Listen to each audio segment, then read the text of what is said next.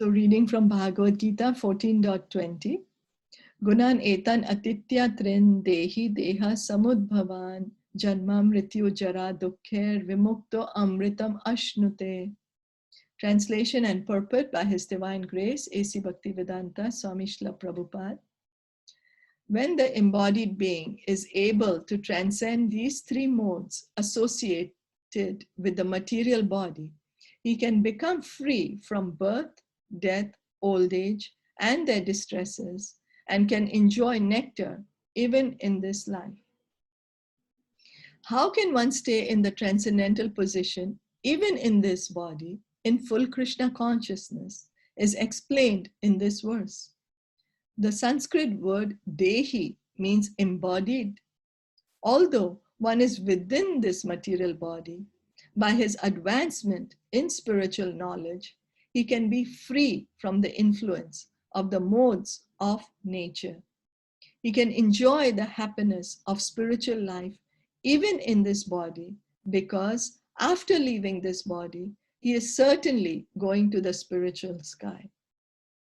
So how is it possible that one is still in the body, but he is liberated? So we can have the example of a coconut, the brown coconut. It has the fiber, and then it has a shell, and inside there is a coconut. So, which is attached, the white part, which is attached to the shell. So we can say that the fiber is like our gross body, which we can see, our eyes, ears, nose, the skin. And then the shell is like our subtle body, mind, intelligence, and false ego. And then the white pulp inside is the soul himself. So when the soul is attached to the shell, then if we shake the coconut, there is no noise. But when the coconut, when it gets separated from the shell, we have experience. It gets separated from the shell. It's still inside the coconut, but it gets separated. And when you shake it, there is a noise inside there. Means it's totally separated, although it's inside, still within the fiber, still within the shell. Same way, the liberated persons, even though they are still within this material body and within this gross body and the subtle body, they are liberated. They're not attached to this body. They are situated in their original position as being part and parcel of Krishna, eternal servant of Krishna. And therefore, they are able to even enjoy, they are able to experience the happiness of spiritual life, even while living in the body. So for us also, we don't have to give up this body to be able to get the bliss of spiritual life. Within this body, we can continue to do this. The only process is chant the Hare Krishna mantra. Keep chanting the Hare Krishna mantra regularly and keep hearing the message of Bhagavatam and Bhagavad Gita. And then we can become purified in this life, and in the next life, we can go back to the spiritual world. But even in this body, he can enjoy spiritual happiness. In other words, devotional service in Krishna consciousness is the sign of liberation from material entanglement. And this will be explained in the 18th chapter. When one is freed from the influence of the modes of material nature, he enters into devotional service. So the Krishna says that what is the easy way for us to rise above the modes is just engage in Krishna consciousness. Just chant the holy name. Just hear and read Srimad Bhagavatam and Bhagavad Gita. And immediately we rise above the modes. And immediately we can experience the bliss and joy. Devotional service is joyfully performed. It's a happy process. When we are chanting and dancing in front of the deity, it's a happy process. When we are hearing about Krishna, it's a happy process. When we are even honoring prasadam, it's a very happy process. We all like to eat. And just by eating prasadam, we are engaging in devotional service. And these are above the modes of nature. We are immediately rising above the modes of nature. So Krishna consciousness is the only way by which we can rise above the modes of goodness, passion, and ignorance. That means that's the only way that we can cross this material ocean.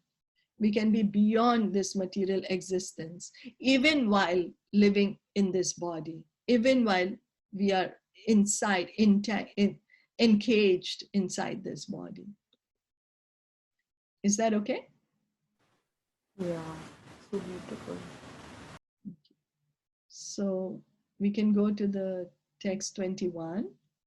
Arjuna vacha ker linge strin gunan etan atito bhavati prabho kim achara katham chaitams trin gunan ativartate. Arjuna inquired, O my dear Lord, by which symptoms is one known who is transcendental to these three modes? What is his behavior?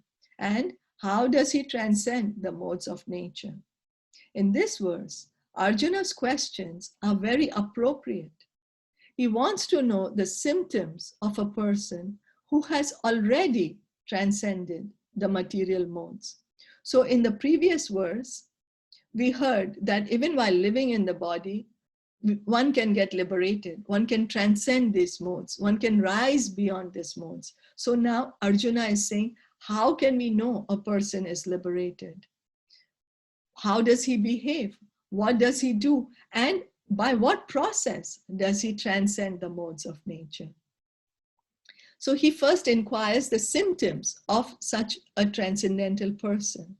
How can one understand that he has already transcended the influence of the modes of material nature?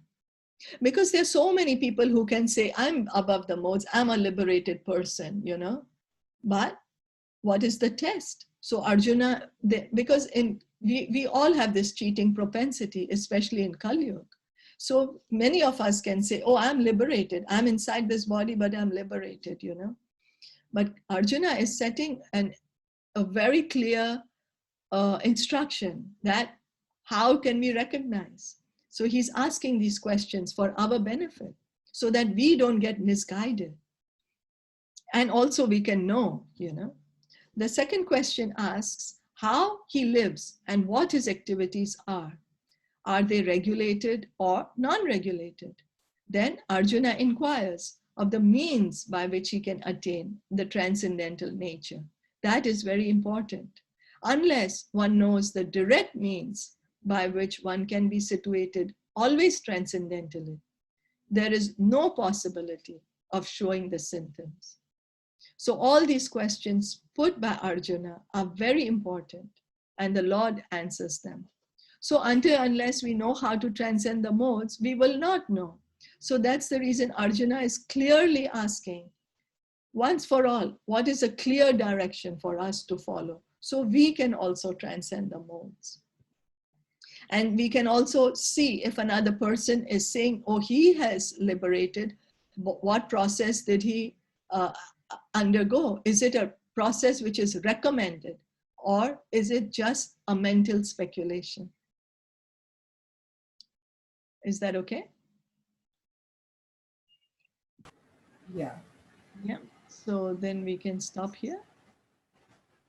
Srimad Bhagavad Gita ki jai, Srila Prabhupada ki jai, Gaura Bhakta Vrinda ki jai. Hari Bol. Thank you for Very joining good. me. Thank you.